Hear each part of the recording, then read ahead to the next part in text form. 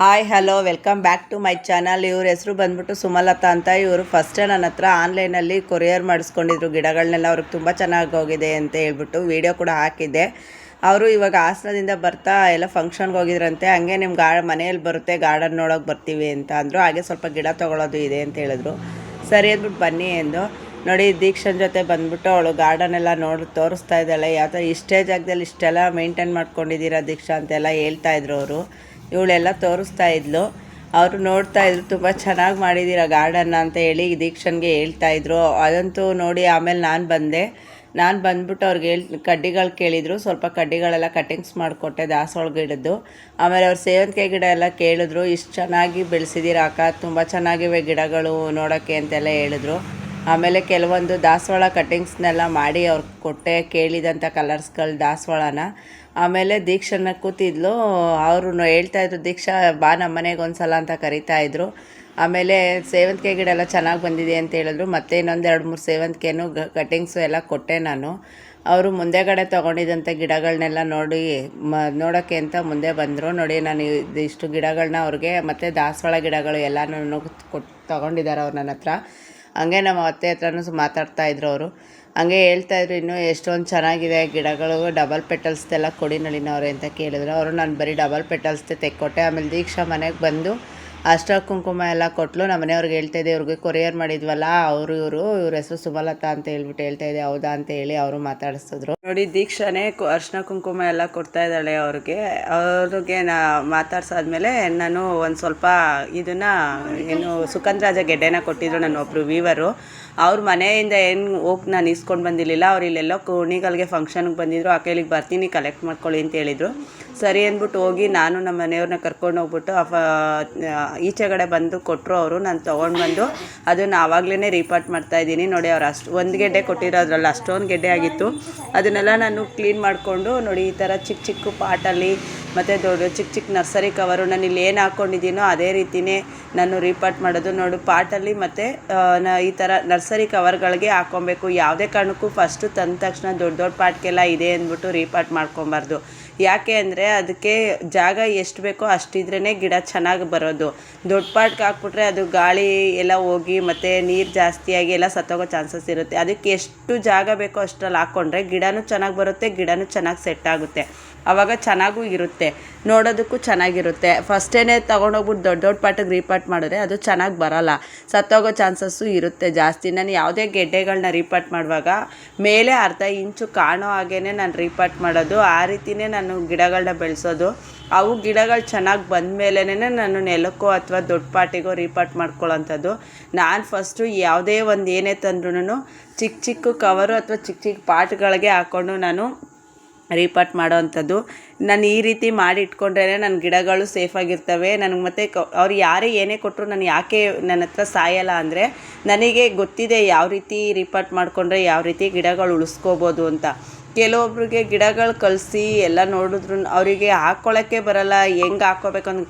ಚಿಕ್ಕ ಚಿಕ್ಕ ಸಸಿನೇ ಆಗಲಿ, ಚಿಕ್ಕ ಚಿಕ್ಕ ಗಿಡಗಳನ್ನೇ ಆಗಲಿ ಅಥವಾ ಚಿಕ್ಕ ಗೆಡ್ಡೆ ಕೊಟ್ಟರೆ ಸ್ವಲ್ಪ ಮೇಲೆ ಗೆಡ್ಡೆಗಳು ಕೊಟ್ಟಾಗ ಸ್ವಲ್ಪ ಕಾಣೋ ಹಾಗೆ ಹಾಕ್ಕೊಬೇಕು. ಆವಾಗ ಅದು ನೀರು ಬಿದ್ದರೂ ಕೊಳ್ತಿದೆಯೋ ಅಥವಾ ಚೆನ್ನಾಗಿ ಬರ್ತಿದೆಯೋ ಅಂತ ನಮಗೆ ಅನುಭವ ಆಗಿಬಿಡುತ್ತೆ.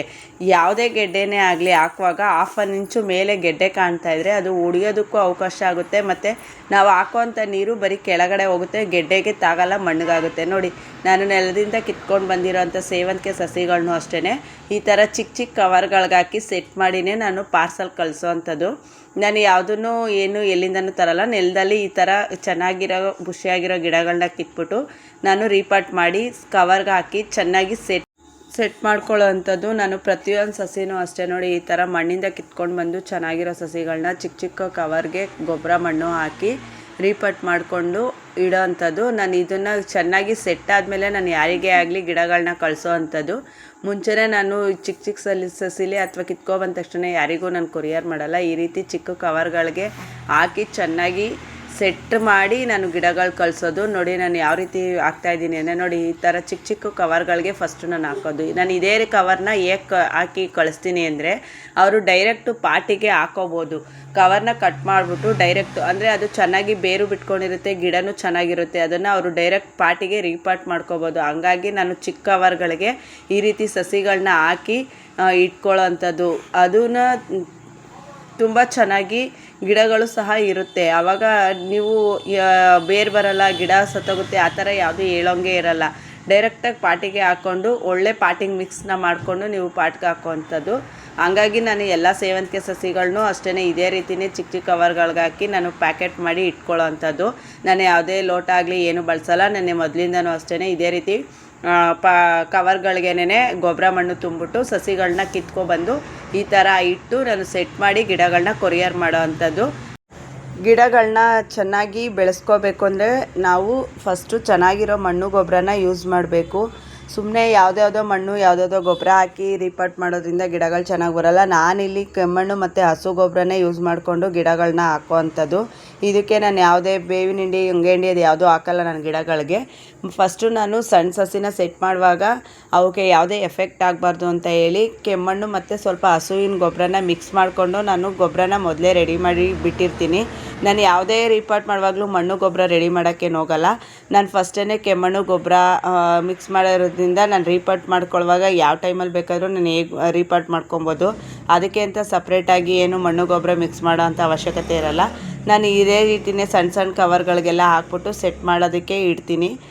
ಗಿಡಗಳನ್ನೂ ಅಷ್ಟೇ ನಾನು ನೆಲದಿಂದ ಕಿತ್ಕೊಬಂದ್ಬಿಟ್ಟು ಚೆನ್ನಾಗಿ ಪ್ರೆಸ್ ಮಾಡಬೇಕು. ಅದು ಗಿಡಗಳನ್ನ ಬೇರು ಚೆನ್ನಾಗಿ ಬಿಟ್ಕೋಬೇಕು ಮತ್ತು ಭೂಮಿಗೆ ಸೆಟ್ ಆಗಬೇಕು ಅಂದರೆ ಗಿಡಗಳನ್ನ ಹಾಕಿ ಪ್ರೆಸ್ ಮಾಡಬೇಕು. ಅವು ಲೂಸ್ ಆಗಿದ್ದರೆ ಗಾಳಿ ಹೋಗಿ ನೀರು ಹೋಗಿ ಸಾಯೋ ಚಾನ್ಸಸ್ ಇರುತ್ತೆ. ಗಿಡಗಳನ್ನ ಹಾಕುವಾಗ ಮಣ್ಣು ಗೊಬ್ಬರನ ಹಾಕಿ ಚೆನ್ನಾಗಿ ಪ್ರೆಸ್ ಮಾಡಿ ಇಟ್ಕೊಂಡ್ರೆ ಅದು ಗಿಡ ಚೆನ್ನಾಗಿ ಸೆಟ್ ಆಗುತ್ತೆ. ಪ್ರತಿಯೊಬ್ಬರು ಅಷ್ಟೇ ಗಿಡಗಳನ್ನ ರೀಪಾಟ್ ಮಾಡುವಾಗ ಚಿಕ್ಕ ಗಿಡಗಳಿದ್ದರೆ ಚಿಕ್ಕ ಚಿಕ್ಕ ಪಾಟಲ್ಲೇ ರೀಪಾಟ್ ಮಾಡ್ಕೊಬಿಟ್ರೆ ಅದು ತುಂಬ ಒಳ್ಳೆಯದು. ನೋಡಿ ನಾನು ಎಷ್ಟೊಂದು ಸೇವಂತಿಗೆ ಸಸಿಗಳನ್ನ ಹಾಕ್ತಾಯಿದ್ದೀನಿ. ಇದೇ ಸುಮಾರು ಹೊತ್ತು ಹಿಡಿಯುತ್ತೆ ನನಗೆ ಕೆಲಸ. ಅದರಲ್ಲೂ ನನಗೆ ಎಲ್ಲ ಕೆಲಸದ ಮಧ್ಯೆ ಇದನ್ನೆಲ್ಲ ಮಾಡ್ತಾಯಿದ್ದೀನಿ ಅಂದರೆ ಸುಮ್ಮನೆ ಏನು ದುಡ್ಡಿಗೋ ಅಥವಾ ಶೋಕಿಗೋ ಮಾಡ್ತಾ ಇಲ್ಲ ನಾನು. ನನಗೆ ಗಿಡಗಳನ್ನೋದು ಹುಚ್ಚು. ಆದರೆ ನನ್ನ ರೀತಿಯೇ ಎಲ್ಲರೂ ಬೆಳೆಸ್ಕೋಬೇಕು ಅನ್ನೋದು ನನ್ನದೊಂದು ಕಾನ್ಸೆಪ್ಟು. ಹಂಗಾಗಿ ನಾನು ಯಾವುದೇ ಗಿಡ ಯಾವುದೇ ಕೆಲಸ ಮಾಡಬೇಕಾದ್ರೆ ನಾನು ಶ್ರದ್ಧೆಯಿಂದಲೇ ಮಾಡೋದು. ಹಂಗಾಗಿ ನಿಮಗೆ ಈ ವಿಡಿಯೋನ ಯಾಕೆ ಮಾಡಿ ತೋರಿಸ್ತಾ ಇದ್ದೀನಿ ಅಂದರೆ ಕೆಲವೊಬ್ಬರು ಕೇಳ್ತೀರಾ ಸಸಿ ಹೇಗೆ ಹಾಕ್ಕೊತೀರಾ, ಸಸಿ ನಮ್ಮ ಹತ್ರ ಸತ್ತೋಗ್ಬಿಡುತ್ತೆ ಅಂತೆಲ್ಲ. ನೋಡಿ ಯಾವುದೇ ಒಂದು ಸಸಿ ತೊಗೊಬಂದ್ರೂ ಅಷ್ಟೇ ಫಸ್ಟು ಸಸಿ ಯಾವ ಸೈಜಲ್ಲಿರುತ್ತೋ ಆ ಸೈಜಿನ ಅಳತೆ ಪಾಟ್ಗಳು ಅಥವಾ ಕವರ್ಗಳನ್ನ ತೊಗೊಂಡು ನಾವು ರೀಪಾಟ್ ಮಾಡ್ಕೋಬೇಕು. ಆವಾಗ ಗಿಡ ತುಂಬ ಚೆನ್ನಾಗಿ ಬರುತ್ತೆ. ಸೆಟ್ಟಾಗಿ ಚೆನ್ನಾಗಿ ಬಂದಮೇಲೆ ನಾವು ಗಿಡ ಸ್ವಲ್ಪ ಬುಷಿಯಾಗಿ ಆದಮೇಲೆ ದೊಡ್ಡ ದೊಡ್ಡ ಪಾಟ್ಗೆ ರೀಪಾಟ್ ಮಾಡಬೇಕು. ಚಿಕ್ಕ ಸಸಿನ ತೊಗೊಂಡೋಗ್ಬಿಟ್ಟು ದೊಡ್ಡ ಪಾಟ್ಗಳಿಗೆಲ್ಲ ರೀಪಾಟ್ ಮಾಡಿಕೊಂಡು ನೀರು ಹಾಕಿದ್ರೆ ಅದು ಸಸಿ ಹೇಗೆ ಬದುಕೋಕ್ಕೆ ಸಾಧ್ಯ? ಹಂಗಾಗಿ ಹೇಳ್ತಾ ಇದ್ದೀನಿ. ಯಾಕೆ ಅಂದರೆ ನೋಡ್ತಾ ಇದ್ದೀರಾ ನೀವು, ನಾನು ವೀಡಿಯೋದಲ್ಲೇ ತೋರಿಸ್ತಾ ಇದ್ದೀನಿ. ನಾನು ಎಲ್ಲದನ್ನೂ ಅಷ್ಟೇ ಚಿಕ್ಕ ಸಸಿ ನೆಲದಿಂದ ಕಿತ್ಕೊಬಂದಿರೋ ಸಸಿ ಕೂಡ ಆದ್ರೂ ಫಸ್ಟು ನಾನು ಒಂದು ಚಿಕ್ಕ ಕವರ್ಗಳಲ್ಲಿ ಹಾಕಿನೇ ಅದನ್ನು ಚೆನ್ನಾಗಿ ಸೆಟ್ ಮಾಡಿನೇ ನಾನು ಗಿಡಗಳನ್ನ ಕಳಿಸೋ ಅಂಥದ್ದು. ಆವಾಗ ಗಿಡಗಳು ಚೆನ್ನಾಗಿ ಇರುತ್ತೆ, ಆಮೇಲೆ ಬುಷಿಯಾಗೂ ಬರುತ್ತೆ. ಆವಾಗ ಗಿಡಗಳು ಸೆಟ್ಟು ಕೂಡ ಆಗಿರುತ್ತೆ. ನೀವು ಆವಾಗ ಡೈರೆಕ್ಟು ಪಾಟಿಗೆ ರೀಪಾಟ್ ಮಾಡ್ಕೋಬೋದು.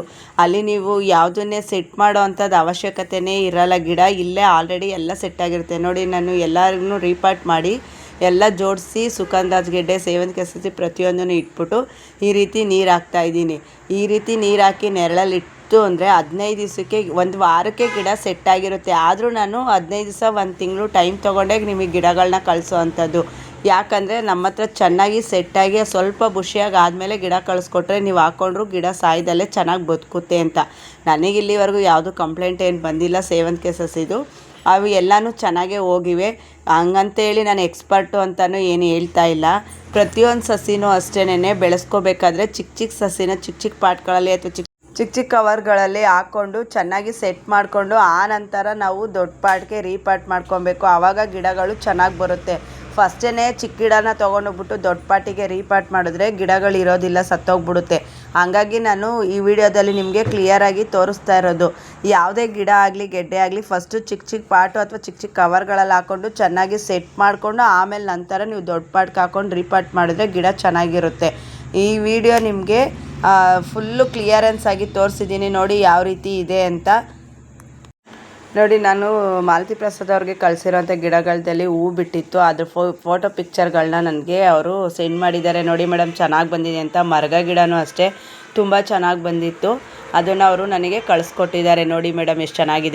ನೋಡಿ ಇವತ್ತು ಬಾಳೆಗೊನೆ ಚೆನ್ನಾಗಿ ಬಲ್ತಿತ್ತು ಅಂತ ಹೇಳ್ಬಿಟ್ಟು ನಮ್ಮ ಮನೆಯವರು ಹಾರ್ವೆಸ್ಟ್ ಮಾಡ್ತಾಯಿದ್ದಾರೆ. ಎಷ್ಟು ತೂಕ ಇತ್ತು ಅಂದರೆ ಸುಮಾರು ಒಂದು 20 kg 20 kgಗಿಂತ ಜಾಸ್ತಿನೇ ಇದೆ ಅದು. ಆದರೆ ಹಿಡ್ಕೊಳಕ್ಕಾಗಲ್ಲ ಅಂತ ನಾನು ಹಿಡ್ಕೊಂಡೆ. ನನ್ನ ಕೈಲಿ ಆಗಲ್ಲ, ಆದರೂ ನಮ್ಮ ಮನೆಯವ್ರ ಕೈಲಿ ಆಗಲ್ಲ ಅಂತ ಹೇಳ್ಬಿಟ್ಟು ನಾವು ಜೊತೇಲಿ ಆ ಗೊನೆನ ಇಟ್ಕೊಂಡು ಬಂದ್ವಿ. ಎಷ್ಟು ತೂಕ ಇತ್ತು ಅಂದರೆ ಸಿಕ್ಕಾಪಟ್ಟೆ ತೂಕ ಇತ್ತು ನೋಡಿ. ಎಷ್ಟೊಂದು ಇದೆ ಕಾಯಿ, ಚೆನ್ನಾಗಿದೆ. ಆಮೇಲೆ ಇದು ನಾನು ಯಾವುದೇ ಗೊಬ್ಬರ ಮೇವು ಏನೂ ಹಾಕಿಲ್ಲ, ಬರೀ ಆರ್ಗಾನಿಕ್ಕಾಗಿ ಬೆಳೆದಿರೋದು. ಇದರಲ್ಲಿ ಒಂದು ಚಿಪ್ ಹಣ್ಣು ಕೊಡಿ ಅಂತಾರೆ ಕೇಳಿದ್ದಾರೆ. ನಾನು ಹಣ್ಣಾದಾಗ ಕೆಲವೊಬ್ರಿಗೆ ಕೊಡ್ತೀನಿ ಅಂತ ಹೇಳಿದ್ದೀನಿ. ಹಂಗಾಗಿ ಇವತ್ತು ಗೊನೆನ ಹಾರ್ವೆಸ್ಟ್ ಮಾಡಿದ್ದೀವಿ ನೋಡಿ. ಎಷ್ಟು ತೂಕ ಇದೆ ಅಂತ ಅದನ್ನು ನಾವಿಬ್ರು ಹಿಡ್ಕೊಂಡು ಬರ್ತಾಯಿದ್ದೀವಿ. ಅದನ್ನು ದೀಕ್ಷಾ ವೀಡಿಯೋ ಮಾಡ್ತಿದ್ದಾಳೆ. ನಾನು ಬೇಡ ಅಂದ್ರೂ ನನ್ನ ಫೇಸ್ ಎಲ್ಲ ಸೇರಿಸಿ ವೀಡಿಯೋ ಮಾಡ್ತಾಯಿದ್ದಾಳೆ, ಬೇಡ ಅಮ್ಮು ಅಂತ ಅಂದ್ರೂ. ಇದು ಇವತ್ತಿನ ವೀಡಿಯೋ ಆಗಿದೆ. ಯಾರಿಗೆಲ್ಲ ಉಪಯೋಗ ಇದೆಯೋ ವಿಡಿಯೋ ಶೇರ್ ಮಾಡಿ, ಕಮೆಂಟ್ ಮಾಡಿ, ಲೈಕ್ ಮಾಡಿ. Thank you for watching. ಮುಂದಿನ ವೀಡಿಯೋದಲ್ಲಿ ಸಿಗ್ತೀನಿ. ನಮಸ್ಕಾರ.